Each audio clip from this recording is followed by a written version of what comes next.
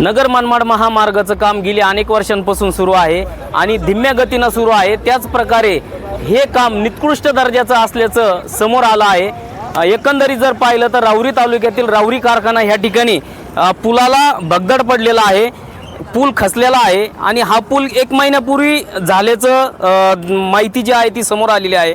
मात्र हे पूल जो आहे तो खचला असल्यामुळे या ठिकाणी मोठा अपघात होण्याची शक्यता आहे। हे काम 1 महिन्यापूर्वी झालेलं आहे, मात्र आता जर पाहिलं तर ते खचलेलं आहे। नगर मनमाड महामार्ग जर पाहिलं तर अनेक राज्यांना जोडणारा महामार्ग आहे। मोठ्या प्रमाणात या ठिकाणी वाहतूक असते, जड वाहतूक असते।